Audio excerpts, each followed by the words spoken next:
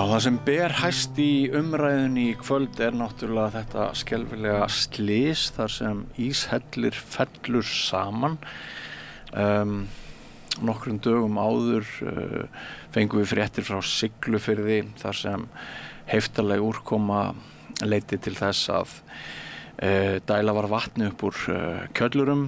Mér skilst að Siglufjarðarvegur almenningar núna sé nánast bara á hreyfingu eins og búðingur. Skriður féll á Húsavík sem að staður þar sem skriður eiga í rauninni ekki að falla á. Við þekkjum sögu Seyðisfjarðar í seinni tíð. Ég veit ekki hvort þetta tengist að einhverju leyti þetta slys í íshellinum, öðru því sem að ég hef nefnt, en við höfum fengið hér góðan gest, Þorstein Sæmundsson, ísaldarjarðfræðing, til að svara svona ýmsum spurningum sem vakna það hvort umhverfisbreytingar, hnattræn hlýnun að breyta þeim heimi sem við höfum þekkt. Vertu velkomin til okkar. Takk að þið fyrir. Sýnist þér sem að það megi álykta eitthvað umhverfislega þennan hræðilega atburð þarna í íshellinum? Sko, það náttúrulega, þetta hræðilegt slys og hvort það var óvarlega farið eða ekki skal ég ekki dæma en skriðjöklar landsins eru varhugaverðir og kannski sér í lagi yfir sumarmánuðina þegar lofthiti sem sagt hár eða sem sagt yfir frostmarki að þá geta sem sagt, og skriðjöklar eðli mál samkvæmt þeir skriða fram, þeir eru á hreyfingu og þá stað mikil leysing á yfirborði skriðjökla á ári hverju. Við vorum til dæmis með mælingar við Mosárjökul áraraðir og þar nemur yfirborðsbránun á yfirborði jökulsins 14 metrum ári. Þannig að þessar breytingar sem eru eiga sér stað á jökli á hverju ári eru ofboðslega miklar og ís, hann getur hrunið eins og virðist hafa gerst í gær. Þetta nú eins og ég skil fréttirnar, þá þetta ekki inn í íshelli. Nei, þetta svona, einhver göng sem þau voru þarna í eða eitthvað gil. Akkurat. Og þetta bara atburðir sem geta gerst og það nú svona talað það að íshellarskoðun, hún eigi að fara fram yfir kaldari mánuði ársins, sem frá október fram í mars, en ekki yfir sumartímann. Fólk náttúrulega í ferðum ofan á jöklum og það náttúrulega á að varast allt svona sem að getur hrunið og þetta náttúrulega gerir maður ráð fyrir því að þessi þjálfuðu leiðsögumenn sem þetta eigi að vita. En slys geta alltaf átt sér stað. En það mjög gott að hafa það bara í bakhjarlum að virkur skriðjökull eða skriðjökull eins og við köllum hann alltaf á hreyfingu fram á við þó svo hann sé að hopa eða skriða fram. Það sendi jaðarinn. Jökullin alltaf á hreyfingu, þetta mjög virt umhverfi og þarf að fara með sérstrækri gát, sér í lagi, eins og ég sagði, yfir hlýrri mánuði ársins. Og þegar staðan svo að hitastig hefur hækkað hér rétt 1,5 gráðu, þá segir það sér sjálft að það kallar á sérstakt endurmat í umgengni okkar við auðlind eins og jökla í ferðaþjónustu. Jú, jöklar í ferðaþjónustu eru náttúrulega alltaf varhugaverðir, hvort sem það sem sagt, þeir jöklar séu almennt og hopi eða ekki. Við náttúrulega búin að sjá það alveg frá 1890 eða frá endum því sem við köllum litlu ísöldin, að þá hafa jöklar verið að hopa mismikið og gengur reynda fram milli 1970 og 1995 og þetta endurspeglar bara veðurfarið en jöklarnir eru alltaf jafn varhugaverðir og íshellar myndast í jöklum hvort sem að þeir eru í framrás eða hörfun og þegar sem sagt, yfir hlýrri mánuði ársins þá þetta bara stór varasamt umhverfi. Viðbúið að þetta slys muni leiða til þess að íslenska ferðaþjónustan verði einhverju leyti endurskoðuð þar að segja þessi kimi hennar? Já, nú ræði ég engum það, en ég vona það sannarlega að það verði gerði eitthvað kvangurskur í því að tryggja öryggi ferðamanna, að því að ef þú ferð í svona skipulega ferð eitthvað staðar, þú gengur út frá því að öryggið þitt sé í lagi. En slys geta átt sér stað og það er alveg ljóst, en þú vilt koma heil heim. Og það er saman með alla þessa ferðamenn sem eru heimsækja okkar fara land.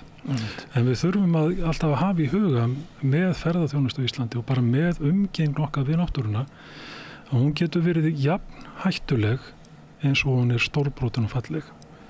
Og þetta er bara, ekki bara ef við jökla, heldur bara almennt séð að náttúrun í Íslandi, getur verið óblíð. Já, og svo geta líka bara orðið náttúruhamfarir, getur maður sagt, upp úr engu vegna þess að Ísaldarjökull hefur bráðnað vegna hnattrænnar hlýnunar. Ég minnist þess að fyrir 3-4 árum að þá varst þú kallaður til að greina atvik í Noregi þar sem að skriða rann þar fram og drap hún ekki 10 eða 12 manns. Jú, það er sem sagt, þetta verið Gjerdrum í Noregi. Sem betur fer að þá erum við allavega höfum ekki fundið jarðlög sem að haga sér á þennan hátt eins og hérna það gerist þannig í Gjerdrum.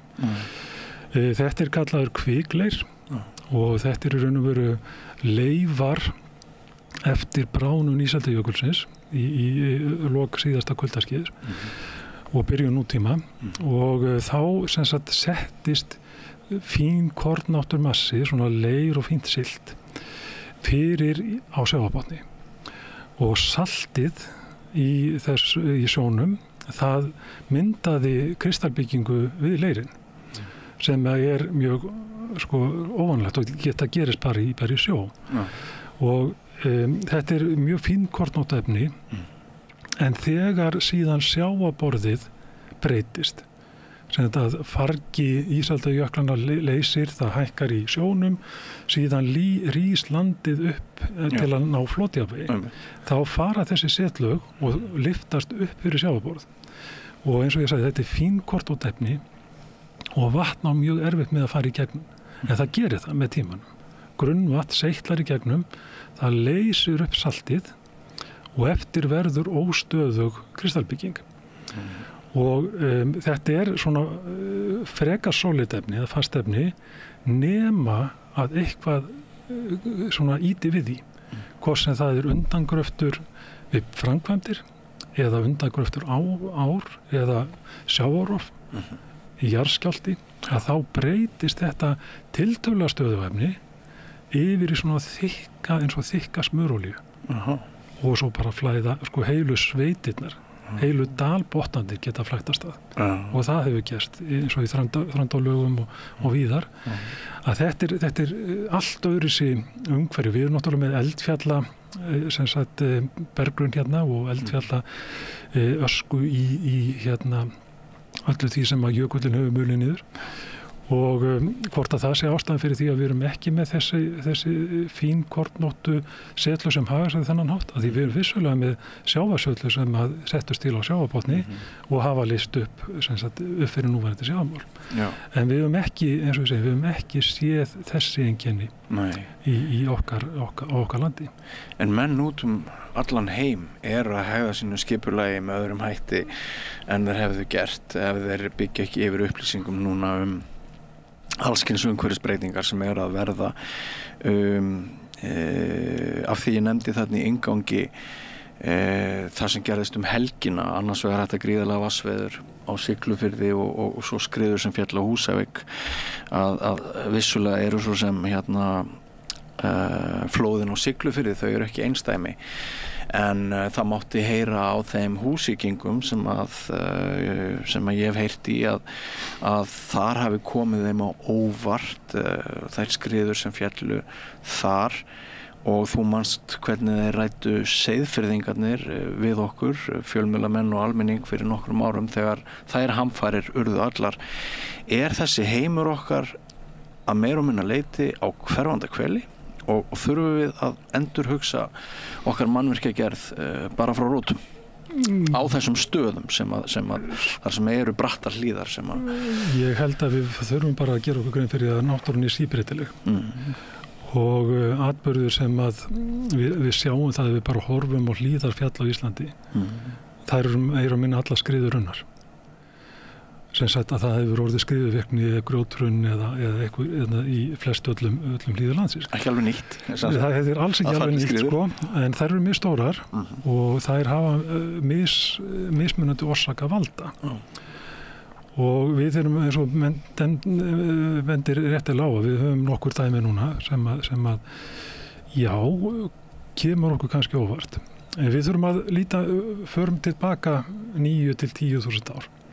Þegar jöklar voru að hörfa af landinu, að þá féllu gríðarlega stór berghlaup og við sjáum það bara á Mið-Norðurlandi til dæmis að það eru mörg svona berghlaup í nánast hverjum einasta dal og firði.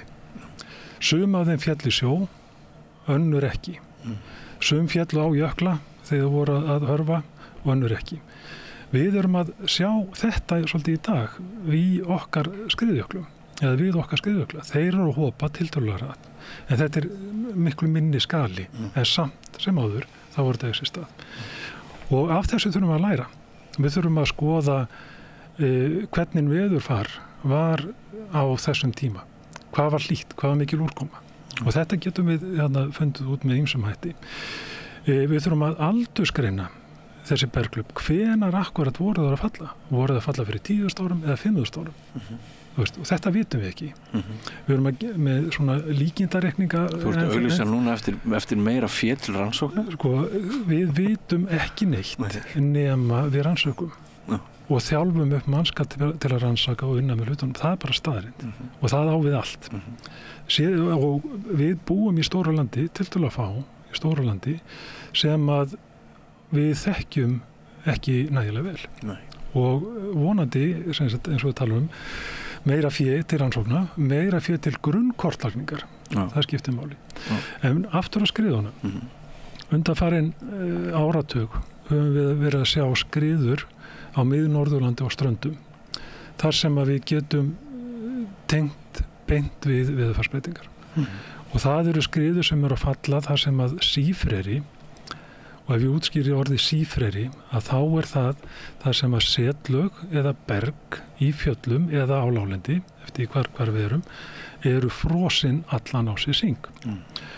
Og við erum að sjá skriður sem eru að falla á Mið-Norðurlandi úr svona 750 til 850 metra hæð, sem að við teljum vera neðri mörkin, útreiknuð neðri mörk á útbreiðslu sífrera á Íslandi.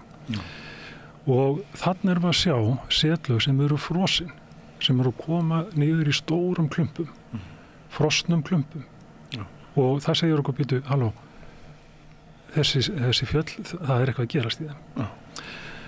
Það sem að gerðist í Árnesfjalli 2014, að þá fjall svona skriða úr 350 metra hæð, 350 til 400 metra hæð, sem er langt fyrir neðan mörkin sem að við héldum að væru neðri mörk á frostnum, setlugum og bergi í fjalllendi Íslands. Sem segir enn og aftur, við höfum bergi næði mikla þekkingu, okkur vantar mælingar, það er hægt að reikna á mótilera en okkur vantar beinar mælingar til þess að skoða þetta. Þetta eru allt líðar sem að sneru á móti. Fyrsta skriðan var 2011 í Torfafellsdal, svo önnu 2012 í Móafellshrygnu, og þetta eru allt skriður sem er að falla, hlíðarnir að snúa móti norðri og norðvestri, sem eru þá lámas eða fæstar sólskinstundir sem að, þetta er svona skuggalíðarnar. Síðan fellur inn í innanverðum Eyjafirði, að þá fellur skriða sem úr hlíð sem að snýra móti austri. Og þarna er svolítið önnur staðreynd að blasa við okkur, að þarna erum við að sjá sífrera í þessari hæð í hlíð sem snýra móti sólu. Þannig að þetta er ein birtingamyndin af breytingum á skriðuvirkni. Síðan erum við að sjá stóra skriður sem hafa fallið sem við getum tengt til úrkomaatburða. Og þá er ég ekki að tala Seyðisfjörð, því að skriðan á Seyðisfjörði, vissulega, hún féll inn í bæjarfélag, en hún var ekki rosalega stór, miðað við margar aðra skriður sem eru að falla.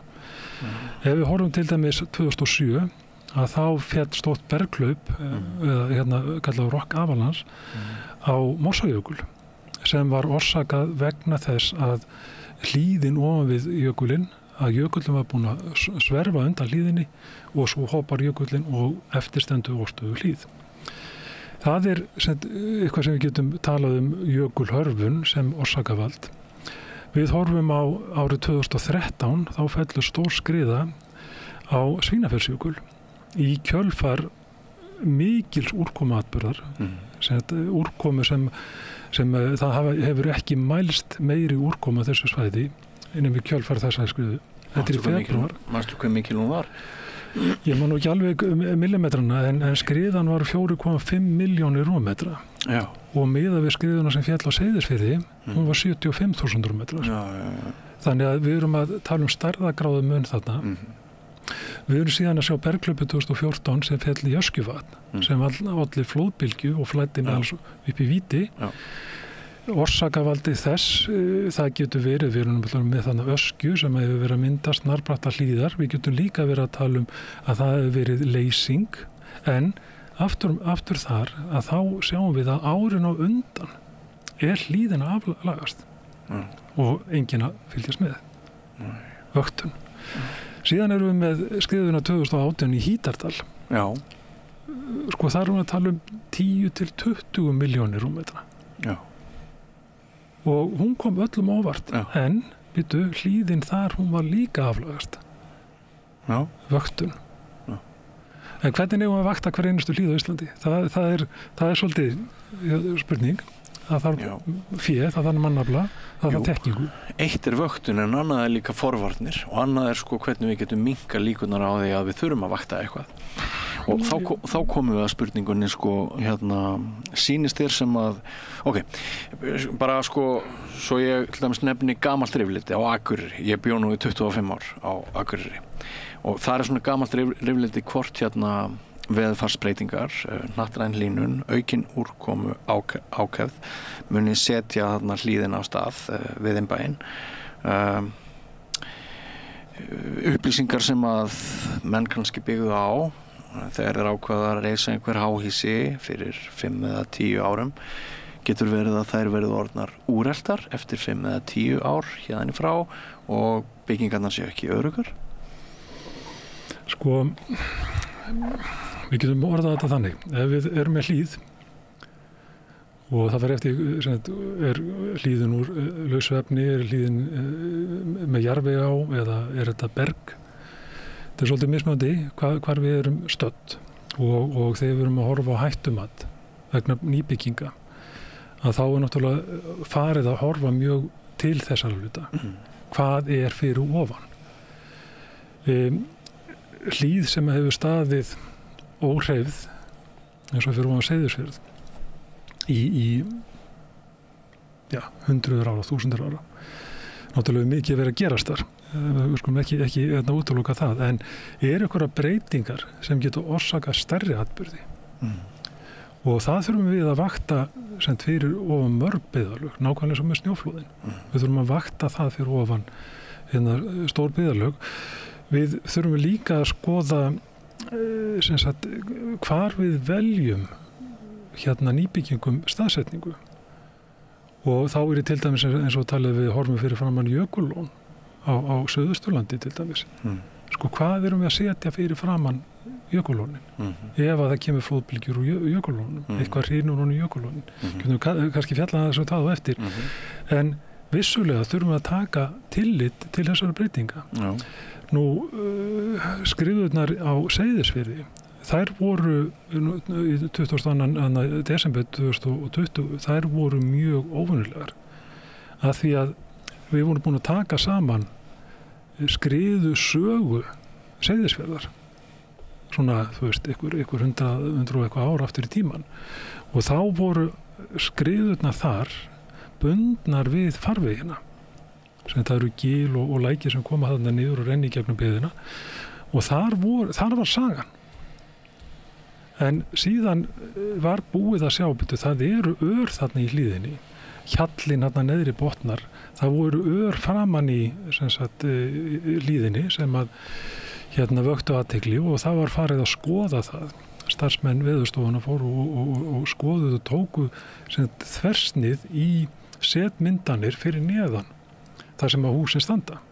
Og það komið ljós að þar höfðu stórar skriður fallið allavega í tvígang á undanförnum þúsundum ára.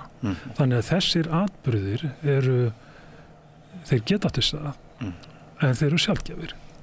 Og þessi atburður sem var þarna, átti sér stað þarna, það var í raun og veru svona míníatúr af þessum skriðum. 75.000 rúmmetrar eru ekki stórt, en þegar það fellur myndir í miða byggð, þá það alvarlegt. Þannig að við þurfum að setja þetta svolítið í þannig samhengi. En okkar þekking á skriðusögunni, þekktri skriðusögu, að hún benti ekki til svona atburða. Men við erum náttúrulega með hörmulegt slys þarna sem var 1953 að við minnir, þegar 5 manna fjölskylda fórst þarna í skriður sem fór niður á Þófan og niður á húsi Skuld. Sko, það hafa átt sér stað skelfileg atburð þarna en þarna sem sagt þetta eru allt skriður úr farvegum sem að eru þekktir og við það var hættumatið byggt en það er náttúrulega búin að endurskoða það í dag. En sko, skiljið það rétt að spá líkön framtíðarinnar hvað varðar veðurfar á Íslandi gerir svona flest ráð fyrir aukinni úrkomu? Það já, samkvæmt skýrslu Veðurstofunnar loftslagsbreytingar sem var bara tiltölulega nýkomin út, að þá talað að úrkomumagn mun aukast, ef ég maður rétt 5-15%, en það líka talað tíðni, sem sagt atburða, þar sem að mikið regn fellur á tiltölulega stuttum tíma. Já, sömu finnst við þegar hafa bara orðið vitnað því í sumar, sko. Já, meina við vorum staðið í Reykjavík þegar kom demba og ég var nú verið með að ræða það við kollega mín á Veðurstofunni að þetta eitthvað óvanlegt, þú veist, en við þurfum aðeins að Hvað sögðu þeir við því? Já, fátum svör, þannig en vissulega, ég hef verið staddur á Seyðisfirði þar sem 50 mm úrkoma fjall á einhverjum 2-3 tímum. Já. Og það var bara, sko, eins og standa í sturtu og ég hef verið upp við Tindfjallajökul inn í emstru megin og í 25 stig hita og svo bara allt kemur svona steypiregn og lækir breytast í stórfljót. Þannig að það getur alveg gerst en umræðan náttúrulega orðin svolítið mikil að það allt þessi veðurfarsbreytingar. Við erum að mæla og við megum ekki líta fram hjá því, við erum að mæla bara á þessu ári var heitast í dagur sem við mælst á jörðinni. Við erum að upplifa kaldast á sumar og leiðilegast á sumar ever. Hvað það? Mögulega þessi blái blettur. Já, það þessi kaldi blettur fyrir sunnanland og það talað það að veðurfar muni hlýna en það gæti kólnað eitthvað tímabundið og svæði norðan við Ísland muni hlýna en svæði sunna við Ísland muni kólna. Þess vegna finnst mér einmitt eiginlega gagnlegra í augnablikinu að ræða við aukna úrkomu heldur en að við sem að gefa okkur að það verði hlýrra á Íslandi á næstu ári. Jú, en ef við horfum á það sem gerðist í Seyðisfirði 22 í desember, við erum að sjá uppsagnaða úrkomu, 5. úrkomu sem 75% meðalúrkomu á Reykjavíku, meðalásúrkomunni og það rignir alveg nóg, sko. Og þetta að gerast á 5 dögum. Það snjór í fjöllum og það snjóvat í fjalla en það úrkoma niðri. Og svo spurningin, náðu mælarnir því úrkomumagni sem að fjall akkurat á þessu og Einar Sveinbjörns, hann hefur nú verið talað ég man ekki hvað hann endaði með en þetta eru eins og úrkomu ár. Þetta bara ár í álóttunum sem bara dæla úrkomu. Himnarnir opnast á bara biblíuskala. Já, við þekkjum það til dæmis á Reykjaströnd að þá hefur verið þvílík úrkoma sem hefur orsakað aurskriður í Skagafirði sem dæmi að það er ekki nýtt að það komi svona steypiregn. En spurningin og það sem við þurfum líka að svara, ef það hlýnar sem að það hefur náttúrulega hlýnað, að þessir atburðir, þessir úrkomu atburðir fer að teygja sig yfir í kaldari mánuði ársins. Og við erum að sjá þessa miklu úrkomuna 2013 sem orsakaði skriðun á Svínafersjökul, en við máum ekki gleyma því að það var líka orsakavaldurinn var jökulhörfun, að því jökullin var búin að hörfa þarna frá hlíðinni, skild eftir setlu og annað slíkt upp í hlíðinni sem að mynduðust við jaðar jökulsins á sínu tíma. En við erum að tala um Svínafersjökul 2013, við erum að tala um Seyðisfjörð, desember 2022. Þetta eru svolítið öðruvísi atburðir og sem að við gætum alveg tengt við, og hugsanir manna er að þetta getur aukist. Og þá erum við líka farin að tala um kannski meiri hættu á krabbaflóðum og eitt og annað sem að fylgir allt í kjölfarið á þessu. En við megum ekki glemma því að við búum í eyju út í Norður-Atlantshafi og eins og við segjum útlendingar, ef við líkar ekki veðrið, býti korter. Þú veist, við erum að fá þessar lægðir, heitt, kalt, heitt, kalt, heitt, kalt. Það er ekkert nýtt. Nei. En ertu fáanlegur til þess að fara með mér hringinn í kringum landið og segja mér hvaða byggðir kynna að vera svona á hættulistanum með því að úrkoma eykst 15%, 20%, jafnvel meira, með liti til hættunar á aurskriðum úr fjalllendi? Já, nú ertu farin að spyrja svolítið stórt, sko. Og ég held að þetta er svona frekar spurning sem að ætti að beina til þar til geðra yfirvalda sem að fjalla þetta. Það er svolítið óábyrgt, finnst mér, þó ég hafi mínar skoðanir á þessum hlutum, að vera að fjalla það. Við erum alltaf að hafa það í huga þegar við erum að tala um náttúruvá eins og þetta. Atburðurinn er kannski 15-20%, mannlegi þátturinn er 80%. Og maður þarf alltaf að passa sér svolítið þegar maður fjallar svona, vera ekki með eitthvað, vera spekulir eitthvað sem að maður, þú veist, kannski hefur sína skoðanir og ég er ekki að tala um að maður er að dylja eitt neitt. Ég heldur bara það sem þú segir að þú hafur rök fyrir því. Spurningin er, eins og þú talar um þarna, það eru sem sagt ákveðin bæjarfélög sem við þekkjum, sem eru sérstaklega viðkvæm fyrir skriðvirkni, og það eru náttúrulega þessi bæjarfélög sem er þar sem úrkoman er mest. Og við höfum gert könnun eða úttekt á því, birtum með það, greinum það fyrir mörgum árum, sem vorum að skoða hvað er það sem orsakar aurskriður á mismunandi svæðum á landinu.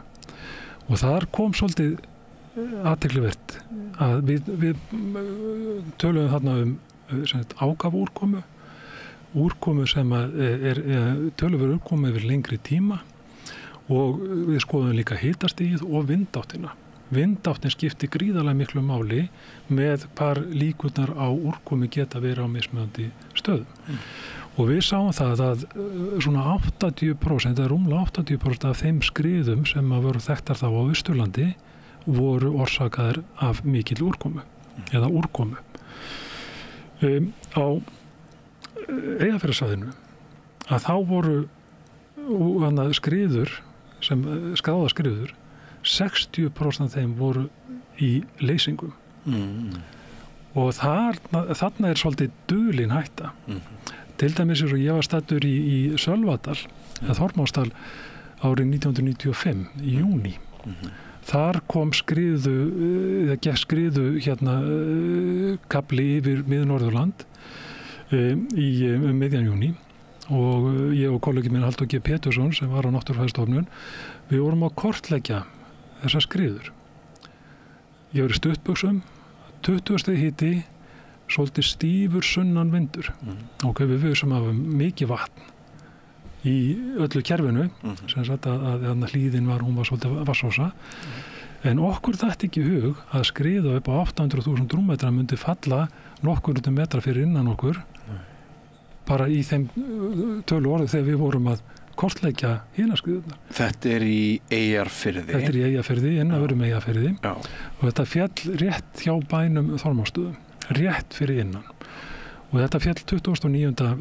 Júní og ég heyrði í skriðunum, þetta voru 2 skriður og ég hugsaði, býtu, eru þeir fallan að fljúga svona stórum þotum inn til Eyjafjarðar, eða til Akureyrar.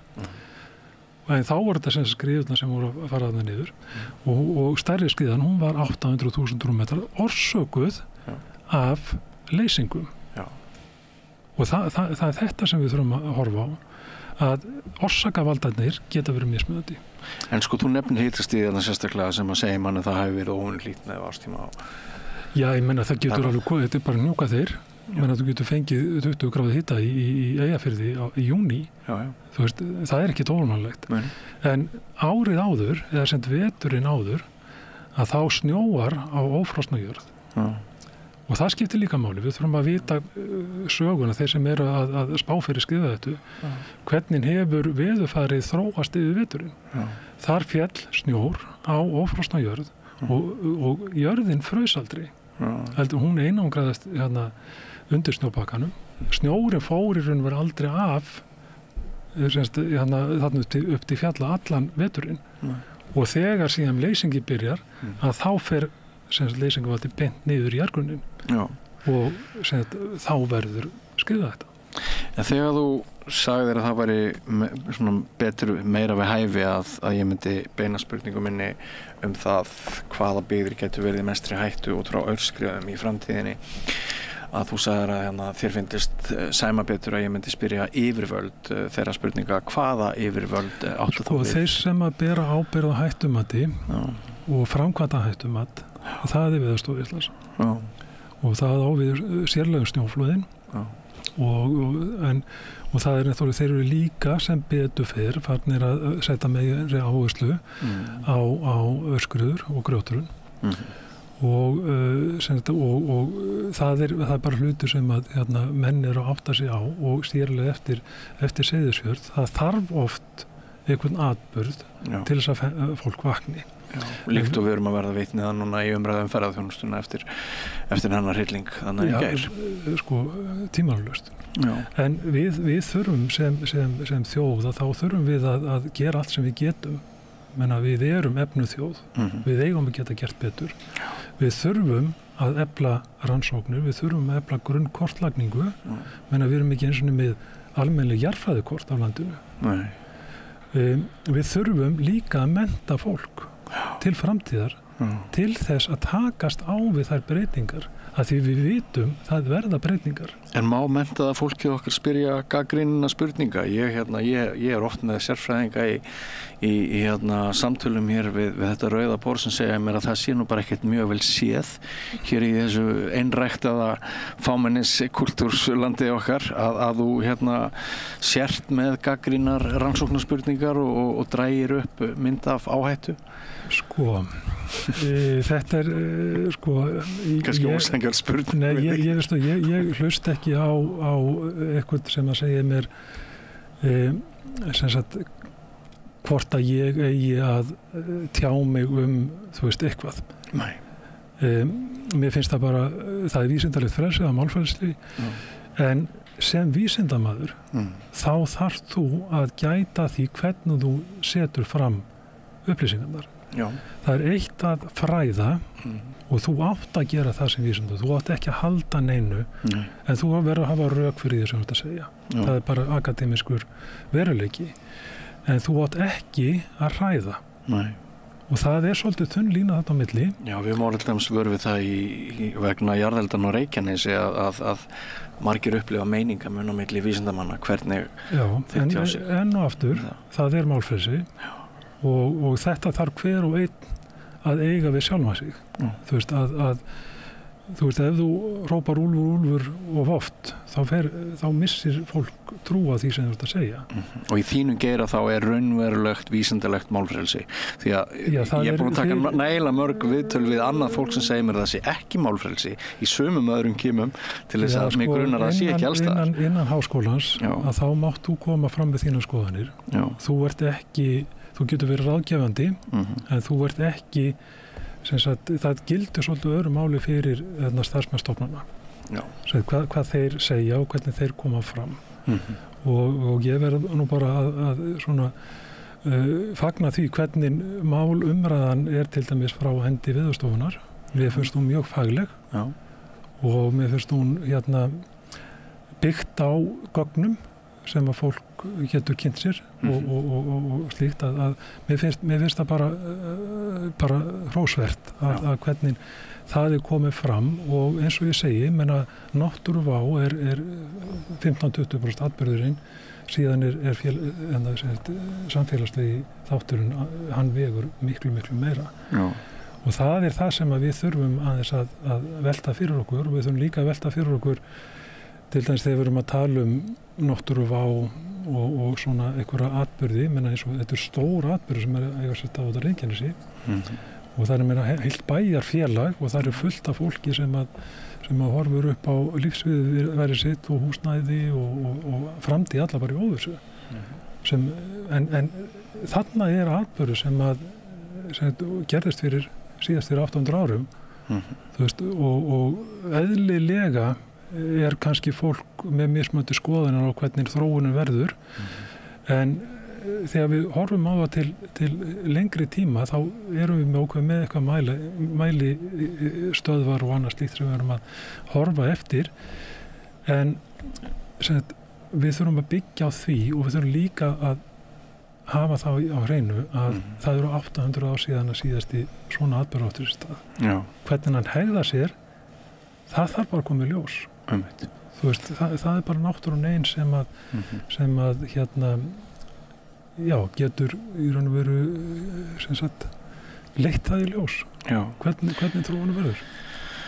Sko, aðvaranir og aðgát gagnrýnin umræða hún dansar ekki alltaf vel við markaðshagsmuni og það getur vel verið að ferðaþjónustan hafi teygt sig til hins ítrasta hér í blóra við raddir sem sögðu sumum ferðaþjónustu aðilum að fara varlega.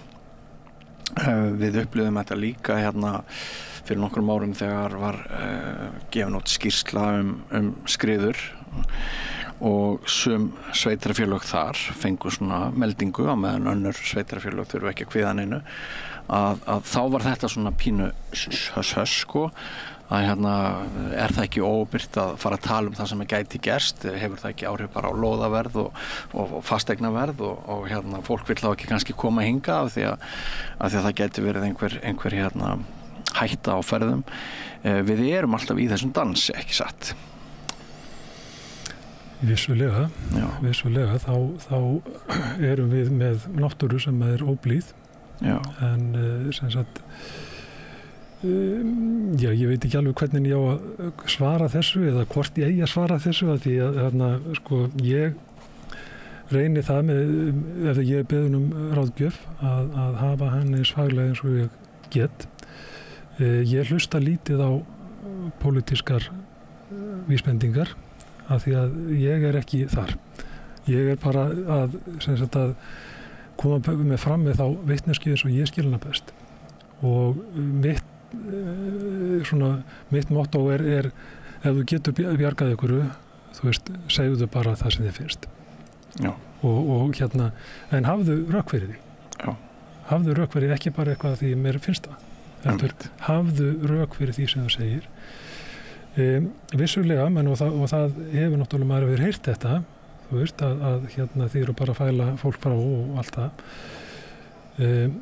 Og ég veit að fólk sem hefur sagt svoleiðis við mig, það hefur séð eftir því sem hefur sagt í ljósi atburðar sem hafa gerst. Já. En þú veist, þetta bara mannlegt. Já. Þú veist, þú þarft að þekkja hlutina og þú þarft að skilja hlutina og við sem erum sérmenntuð í náttúru landsins, við kannski skiljum sem ferli betur heldur en aðrir. Ég ef við tökum bara umferðina, fólk fer í lakkskónum og gerir alltaf verið í brálegu veðri og það horfir ekki að veðurspána.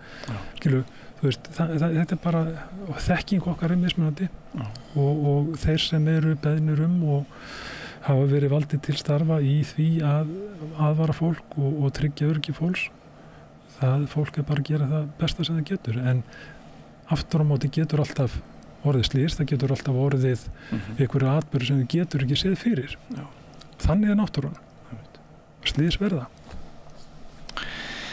Þorsteinn Sæmundsson, það búið að vera áhugavert og skemmtilegt að ræða við þig hérna, bara svona aðeins að hnykkja á þessu sem að kom lauslega fram áðan að þú auglýstir eftir meira fé og meiri rannsóknum að hérna, og við vorum aðeins að nefna skítaveðrið í sumar og mögulega kaldablettin sunna við Ísland, að það hefur komið í ljós í samtölum mínu við til dæmis Halldór Björnsson hjá Veðurstofunni að engin samfélagsleg rannsókn hafi verið unnin af því hvað það þýðir fyrir okkar efnahag ef sá blettur og ef þessar breytingar kála fiskimiðunum okkar og svo framvegis. Þannig að hérna, það augljóslega við erum eiginlega bara nánast á byrjunarpunkti í þeim rannsóknum sýnismanni sem þyrfti að gera hér. Já, ég segi nú ekki byrjunarpunkti. Sko, við erum náttúrulega með ákveðna þekkingu en við þurfum að bæta við. Já. Og eins og á fagsviði mínu með skriður og skriðumál að við höfum ákveðna þekkingu á vissum hlutum en við þurfum líka að reyna að fylgja svolítið með þeim breytingum sem við kannski þekkjum ekki. Já. Og þar stendur svolítið nýfurinn í kúrni og ég nefndi að við erum ekki eins og með jarðfræðikort af Íslandi, hvað þá lausan berggrunn eða jarðlög. Þetta bara ástand sem ekki við getum ekki sætt okkur við þetta. Nei. Þetta eru tiltölulega litli peningar. Ég held að þurfi einhvern milljarð til þess að klára jarðfræðikortlagningu í Íslandi í þeim skala sem við getum notað. Þetta eru smáaurar fyrir Ísland og á bara að mínum mati að bara fara í það 1, 2 og 3, bara sérstaka fjárveitingu í það. Þetta með hjálp okkur svolítið að spá í bíddu úr hverju þessi fjöll okkar gerð. Hvað þar? Og síðan þurfum við að mennta fólk. Það til dæmis og ég sé skrifið sérfræðingur við háskólan, þá engin launustaða í því við háskólan í dag. Nei. Það engin launustaða í snjóflóðarannsóknum við háskólan í dag. Nei. Það engin markviss kennsla í þessum fræðum. Og þarna þurfum við að gera betur. En ef þú hefði menntað þig við einhverja áhættugreiningu í fjármálum þá væri verið að fjölga? Já, ég skal ekki dæma það. Ég ber mig aldrei svona saman við eitthvað annað, sko. En við búum í þessu landi, þá yfir 200 mann sem fórust í ofanflóðum á síðustu öld. Og þetta bara hlutur sem við þurfum að taka alvarlega. Við erum með svæði þar sem við höfum ágjur af, eins og Seyðisfjörð. Það settur peningur í að vakta það núna og Eskifjörð líka og þetta eru svæði við erum að gera stóra hluti í snjóflóðamannvirkjum sem að í mörgum tilfellum gagnast líka gagnvart annarri ofanflóðavá en við þurfum að gera miklu betur og við þurfum að stórefla þetta og við þurfum að efla þetta innan Veðurstofuna líka og Náttúrufræðistofnunar. Þetta allt hlutur sem við verðum og þetta eru miðað við allt að þá þetta ekkert stórum peningar en við þurfum að sjá til þess að þetta veri gert. Takk fyrir spjallið, Þorsteinn. Takk sömuleiðis. Og ég held að Gunnar Smári ætli næst að taka okkur með sér til Bandaríkjanna. Allir þættir samstæðvarinnar eru fáanlegir á öllum helstu hlaðvarpsveitum.